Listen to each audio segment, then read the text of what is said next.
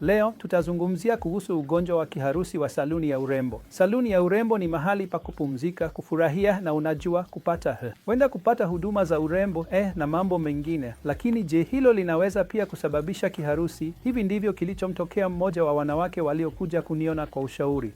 Kwa kifupi, alikuwa ameenda kusafisha nywele zake. Na kama unavyojua, kusafisha nywele huchukua muda, hivyo ilikuwa karibu dakika 40 hadi 45. Alikuwa na maumivu shingoni na kidogo. Alikuwa anahisi kizunguzungu pia, lakini alidhani ni kwa sababu ya mkao wake, na kwa namna fulani aliendelea. Akamaliza huduma yake ya kusafisha nywele, lakini mara tu alipomaliza huduma hiyo, alipata kizunguzungu kikali, kichefuchefu na kutapika.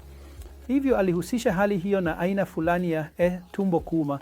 Kisha alikwenda kumwona daktari wa magonjwa ya tumbo ambaye alimpa dawa za asidi na dawa za kuzuia kutapika na kumtuma nyumbani. Lakini tatizo halikuisha. Siku iliyofuata hata kutembea kulikuwa kugumu kwake. Alikuwa anatembea kwa kuyumba. Ndipo akadhani huenda kuna tatizo kwenye ubongo, na hapo ndipo aliponishauri mimi. Nilipomchunguza, alikuwa na dalili dhahiri ambapo, unajua, alikuwa akiegemea upande mmoja.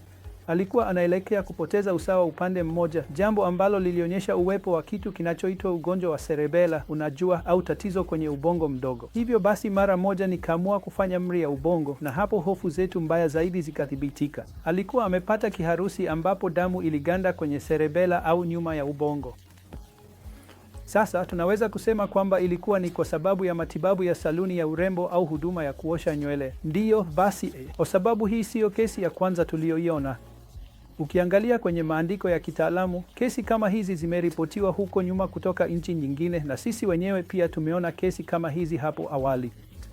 Kitu kizuri ni kwamba haitokei mara kwa mara, si jambo la kawaida. Lakini kwa nini inatokea? Moja ni kwamba ukiweka shingo ikiwa imeinama sana upande mmoja, nyuma ya shingo kuna mshipa wa damu unaitwa mshipa wa vertebra, ambao unasambaza damu sehemu ya nyuma ya ubongo, na huo unaweza kukunjamana. Na hili linatokea zaidi kwa wanawake walio na umri mkubwa, tuseme zaidi ya miaka 50. Mwanamke huyu alikuwa na umri wa takriban miaka 55.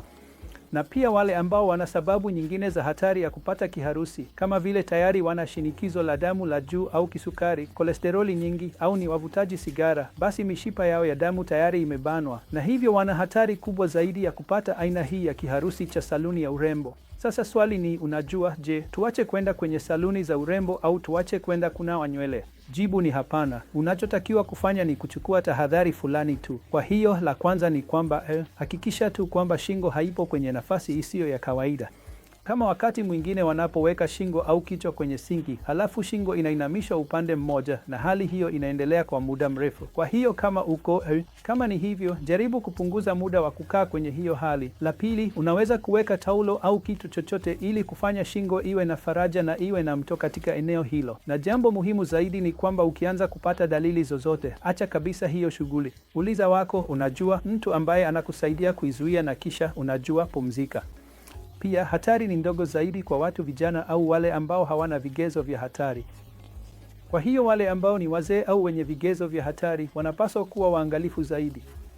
Na muhimu zaidi ni kwamba endapo utapata dalili zozote, wasiliana na daktari wa neva, kwa sababu utambuzi wa haraka na matibabu ya mapema yanaweza kukusaidia kupona kabisa. Na jambo hili lilimtokea pia yule mwanamke aliyenifuata kwa ushauri. Nilipoanza kumpa dawa na tiba ya mazoezi, alipona vizuri sana, na baada ya wiki chache akarudi katika hali yake ya kawaida. Kwa hiyo hakuna haja ya kuwa na wasiwasi.